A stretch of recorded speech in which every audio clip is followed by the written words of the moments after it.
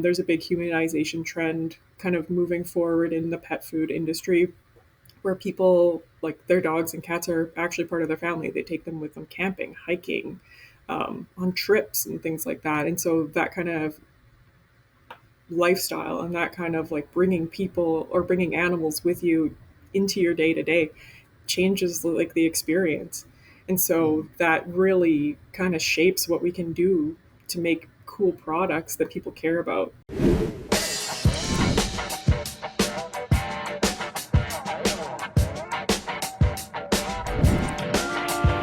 All right, well, thanks for tuning into the 𝗦𝗽𝗃𝗃 podcast. My name is Daryl. I'm your host, and I'm the head of ops over at 𝗦𝗽𝗃𝗃. Today, I've got someone really special on. We've talked quite a few times, actually. I've got Nicole Semple with Champion Pet Foods. She's in product development. I'm sure she can tell us a lot more about it. But Nicole, tell us about yourself a little bit, and thank you so much for being on the show. Yeah, if you would have told me like 10 years ago that I would be on a podcast as an expert in pet food, I would have laughed in your face. But I have kind of had a really unique background on how I've got to this place. And I think that it's kind of interesting where I've landed. So I can kind of explain that a little bit. So I went to school, I got my degree in evolutionary biology. I specialized in mammal paleontology within that, and I did a research project on some hedgehog species and different small rodents that they found in the kind of foothills in the Alberta area here. Mm-hmm. And then when I graduated, I was kind of lining up my master's, and I really, really wanted to move out of my parents' place.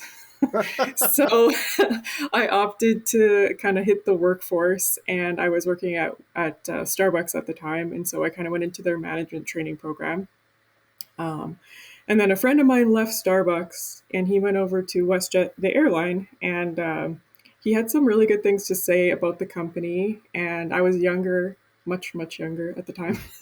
And the idea of traveling for pretty cheap sounded amazing.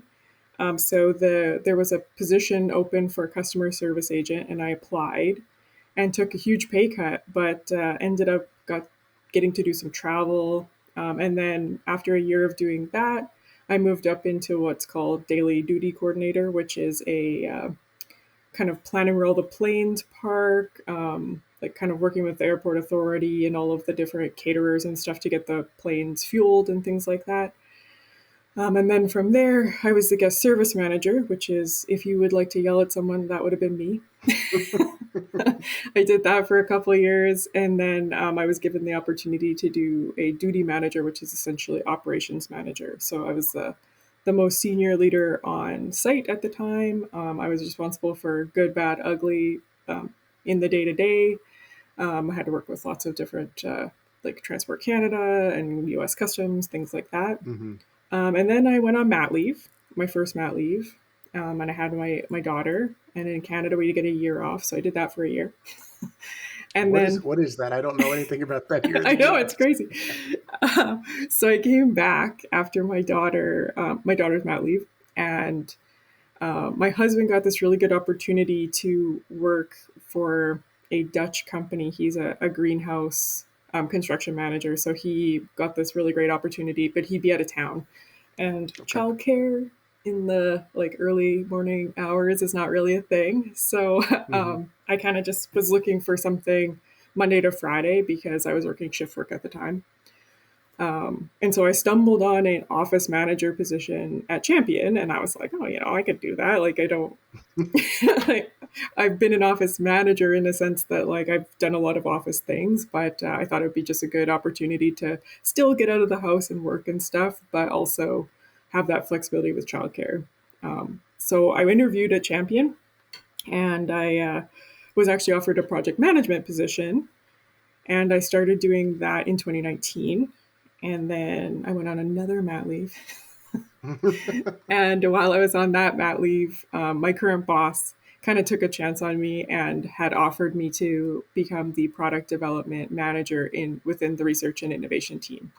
And it kind of went really well to what I was doing before, which was product management from a project management perspective. So I was already doing the end-to-end process, but then this is more like the nitty-gritty and actual like physical creation of a product. So I've been doing that ever since.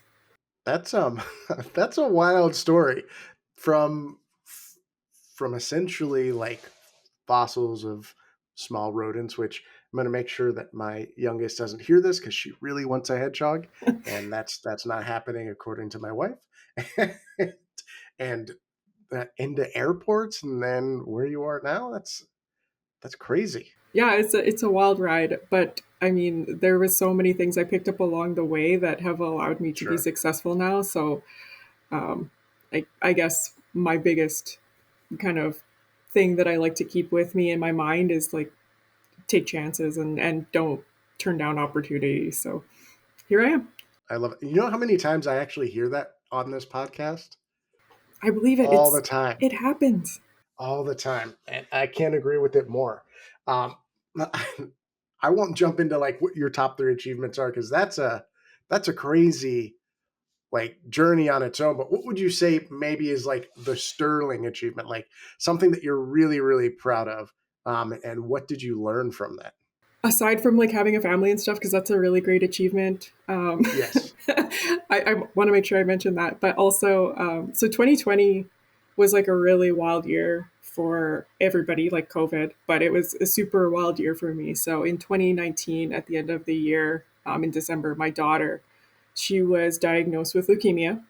Um, and so we started the long haul process of a 2.5 year chemo treatment plan that was very intensive and obviously like super traumatic. Um, and I took a bit of time off because that was a lot for me. But Of then I course. got back into it. And in 2020, while also pregnant, because I was pregnant with my son, I got my new product development professional certificate. I got an innovation certificate through eCornell, like so Cornell University. And then I also Hmm. got certified to administer emotional intelligence exams through the emotional intelligence company. So that was like a really huge year. And honestly, looking back, I don't know how I did it. But I think that a lot of these things and my daughter's diagnosis kind of taught me that like you kind of have to you have to let go of control and trying to control every single piece of your life Hmm. and just take pieces and almost like triage the situation. So when you're faced with a ton of different priorities, like what does that look like for you, and just kind of illustrating and looking at what's the most important and what maybe could wait till tomorrow, and then executing on those. So it was a huge lesson in losing control, but also in getting control in places where, like, things that I could control. And with that, that was like my education and still being able to kind of go after things that meant something to me while there was my rest of my personal life was kind of spooling out of control. So it was a big learning curve for me and my family, but I think that it was a strong year and it's allowed me to be definitely stronger in my personal life and my professional life. For sure. Wow. That's forget the journey. That alone is tough enough. Just I couldn't imagine going through that with one of my daughters. So you did it, Yeah. and I think you did the right thing. And I believe you feel the same way too. You control what you can control, and you took it by the horns. Let me tell you, It was a Nicole. year. It was a year. I felt every single day. Yeah, I felt all the days, all the minutes. Yeah. The seconds, even that quarter day at the end, felt that too. Yeah. Um, so moving a little bit more into like what you do daily, like your day to day sort of stuff.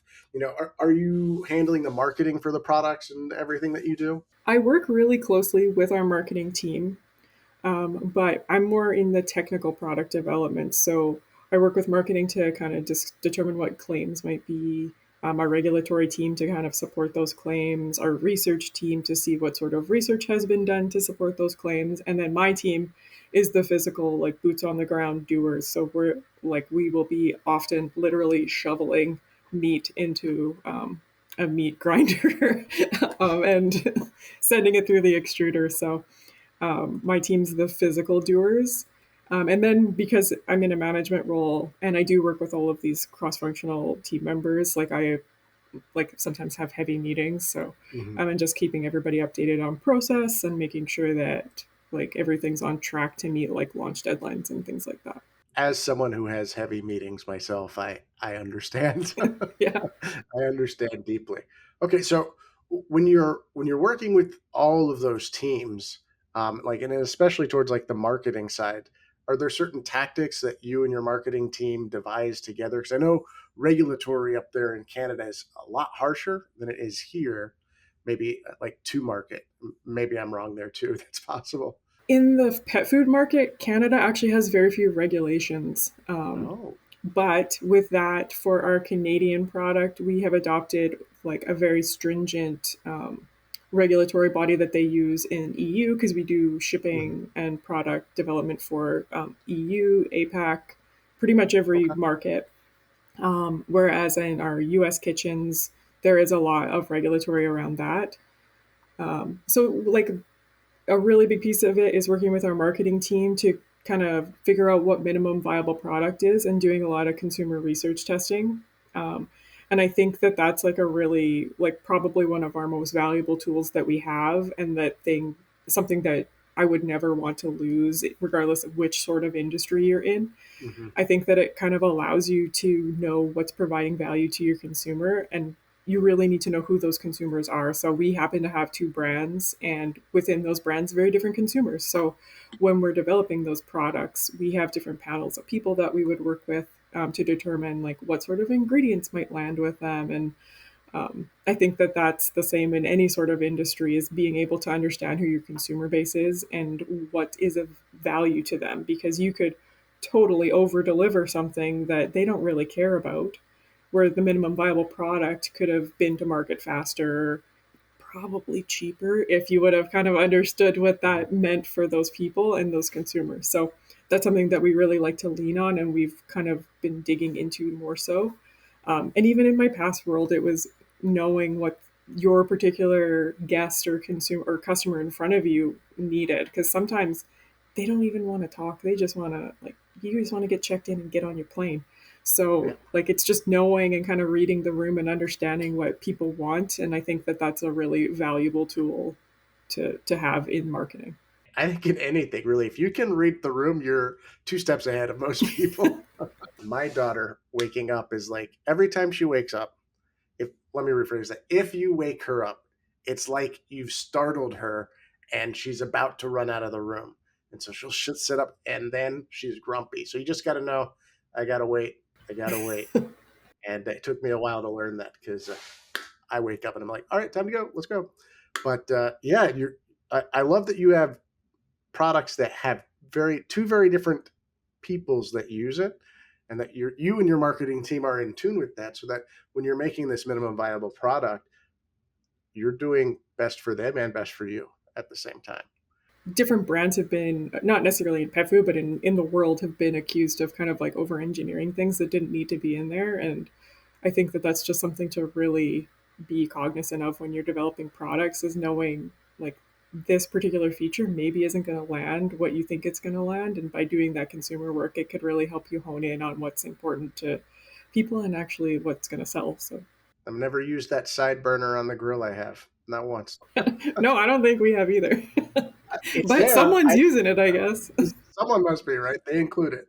Uh, Let me ask you this, because this is probably really interesting to me, especially. What's a common myth about your job, about what you do? So, I think in general, even before I came into this role, I thought pet food was going to be kind of boring. I remember talking to my husband about taking this job, and we were like, "Well, we'll give it a shot. We'll see what kind of happens, and if it sucks, like leave, find something else," kind of thing.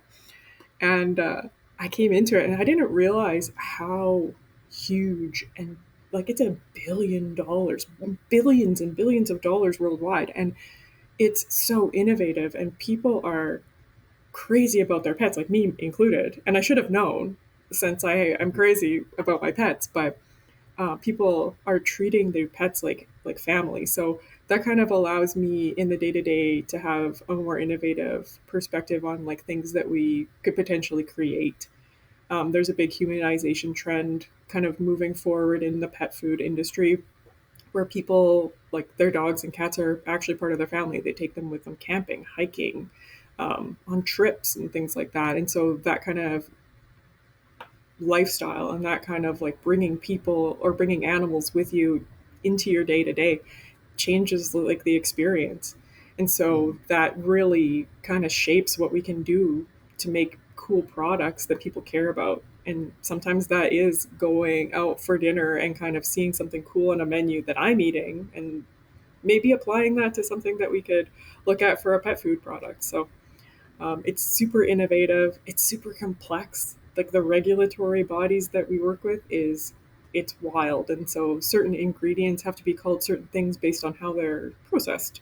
And so, like if you're looking for a particular ingredient deck, that might change what sort of ingredients you pick to put in that deck because of the perception that people have of them. So there's so much and it's so big and it's always changing and there's like these regulatory pieces to it. So it's very challenging. It's a challenging industry, and I find that every day there's something cool going on and challenges to overcome and things that change that you need to kind of be agile and move towards making sure that you are about making those changes so that you're able to sell your product in XYZ. So it's definitely bigger and more wild than I ever thought it was. Even as you're saying that, like, it slowly sinks in, right? Like, obviously, we're in this day to day, but it still kind of blows my mind how big it actually is because nobody ever tells you any of this in college or anything like that. It's just you're in it and you're like, what?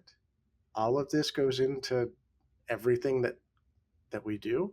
And you're totally right on the humanization trend with pets. I know for sure in my house, it's my wife, the daughters, the dog, and then I'm the last one, and the totem pole. That's the way it goes.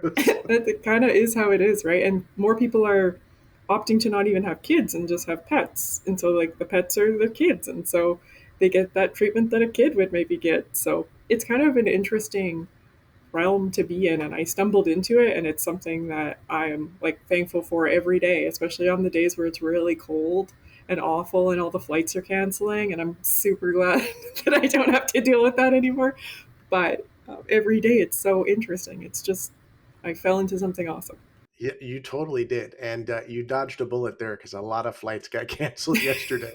Yeah. I was very lucky that mine did not, but still got home late. But yeah, no, that even when we first talked, you were like really happy about what you do now, and from where you came, I could totally see why because I wouldn't want to be in the aviation industry yesterday.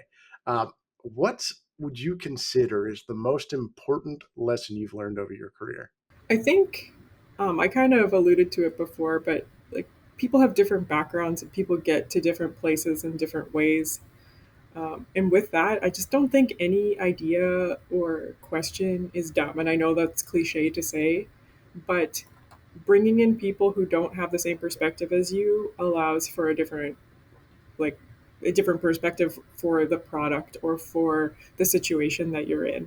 And we really executed that when I was working at the airline. Like we would do these lean focus groups like kaizens, and we would bring people in from different departments to kind of look at different processes and see how we could make things better and faster for the people getting on the planes and things like that, because that's at the end of the day what people wanted. And random people from the legal team would have ideas that people who were in like the day to day wouldn't think of because they're so bogged down by the little tasks that it would just be Granted, so difficult to see past those tasks. And so I like to, in my current role, make sure that we're getting like as holistic as a view as possible when we are developing these products, and just bringing in people who maybe you wouldn't think to bring in, and bring them in early so that if there is anything that they can provide value for early, that you're able to do that, because different perspectives are really going to drive like cool ideas, or even just kind of like shutting the door on some things that maybe you thought could are possible but maybe aren't. I like that. I think I'm going to actually take that and do that here on a few things because you said it. Sometimes when you're just stuck in the day to day tasks, you can't see past those tasks because you're too busy just getting them done. Um, so I love that. That's great. That's great advice. Yeah. What would you say is a very important like personality trait or like a strength that somebody would need to be successful in your position? I think being what I would call like a doer or an executor is something that is a 10 out of 10 for a role like this. With product development, it's often you're faced with hitting a target for a launch date that's either like a commitment to one of our retailers, or you're trying to launch something in time to show it at a show, things like that. So you have to be able to hit timelines, and you have to be able to also be kind of agile in the sense that things are going to change, market like variables are going to change, other products are going to come out that have something similar, and you kind of need to pivot. And I think that being a doer allows you to be flexible and understand that things are going to change, and always trying to find a solution and problem solve around that is something that has helped me throughout my career and even throughout school. I think it's one of those things that really provides value to your employer. Who doesn't want someone who's going to get something done?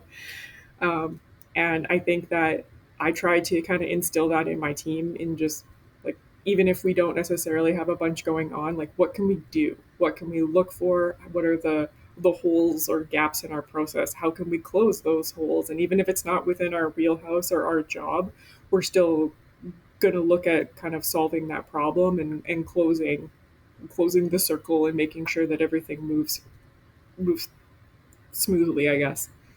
So doing it, being a doer and an executor, and just figuring out how to get things done and not having to be kind of handheld, I think that is definitely one of the most important things. 100%. In fact, I even tell my team when they come to me, if they have a problem or there's an issue where a process isn't working, to 1-3-1 it.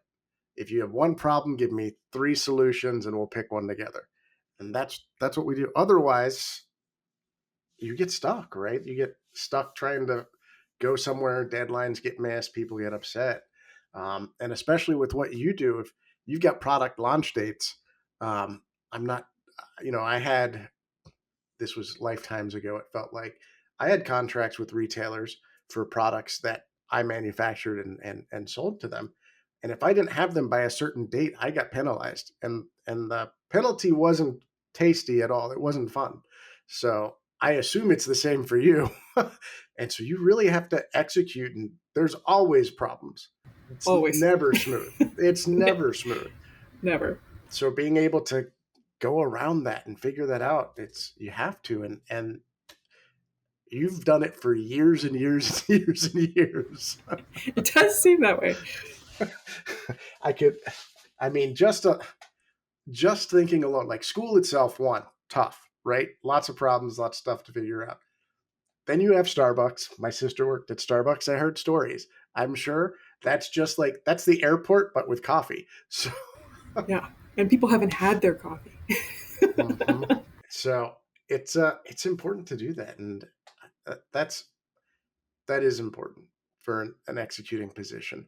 Do you have a productivity hack for yourself? Like for me, I have to block out time on my schedule to make sure I do certain things. Otherwise, I get pulled in 30 directions. A few years ago, I did a project management like seminar thing, and they had this guest speaker on, and she talked about like planning your time and just kind of understanding your time. And one of the big exercises was going through and just in a week not noting down the things that you do in half-hour intervals. Let's say you could do it in hour intervals, but half hour or 15 minutes is like where you're really going to get like a Granular, good yeah. view. And then going through that and being like, okay, what is actually bringing me value here? Like, do I actually need to scroll Instagram for 45 minutes? Probably not. And then you also, as a part of this, do build yourself a list of things that you would like to achieve. So whether that be a new certification or reading 100 books, like I don't know what that looks like for you, but for me, it was doing these certifications. And then starting to look at those time blocks where you're just kind of like mindlessly using this time to do something that you don't really find of value, and start like, I don't know, working out. I don't know. So that was one of the things that I really tried to do. But with that comes like planning. And as a parent of young kids, and I'm sure anyone in project management, planning is the number one thing that you can do, and it's plan early and plan often, and change the plan when things change. So I think that time exercise really allows you to plan better. So I know where the gaps are in my schedule. I know where I could just scroll Instagram if I want to. I know where I could study if I need to. Hmm. I know kind of like even where I'm driving my kids to daycare, and so that time is like allotted for, and in my head I know what that looks like. So I think it's been really good in this role, in my project management role, and then like in the airline industry, like on time performance is like the only thing people really care about. So um, getting those planes out on time, and that was really ingrained in the 10 years I spent at the airline. So like planning and having a good execution of that plan is probably my biggest hack. And it's not really a hack, it's just planning. I think the hack part of it is like understanding what you do with your time. But you kind of have to be like honest with yourself too. Oh, did I really spend 45 minutes just doom scrolling on Instagram? Or did I do something productive? Like there's a little honesty aspect of that.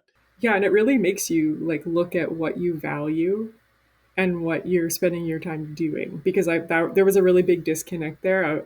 I wanted to achieve these goals of getting these certifications, but yet I'm spending upwards of 45 minutes a day just like scrolling Instagram, Facebook, like whatever other social media sites, and I don't get value from that for the most part. Like sometimes I spend too much money when I see the ads and stuff, but most of the time I'm not Dangerous. getting a lot of value from it. So it's really kind of like a slap in the face to kind of look at what you're doing with your time and adjust. So By the way, it doesn't get better as they get older.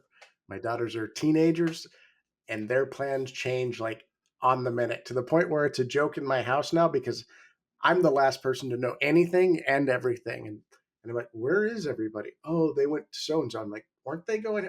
No, that changed the other day. Weren't you listening? I was like, I guess not. I believe it. I believe it. Plus all the stuff they're in, like trying to coordinate like swimming lessons and this, that, and the other, and who's Oh driving my who goodness. where. It's like you gotta have a plan. You gotta know. It's tough. So they both have, one's a senior and graduating, one's a sophomore, and they both have winter formals, but their school separates it between junior seniors and then sophomore freshmen, Okay. and they go to an all girls school.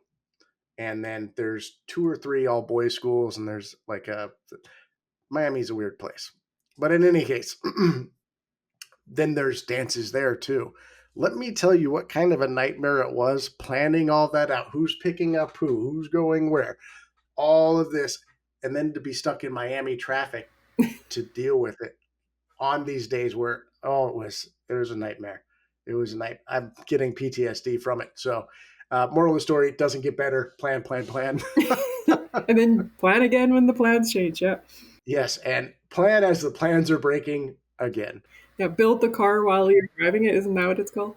That's right. That's right. Let's put it together. So and so is not coming with us now. We're mad at her. She's coming now. We're back. I'm like, oh my goodness, this is too much for me.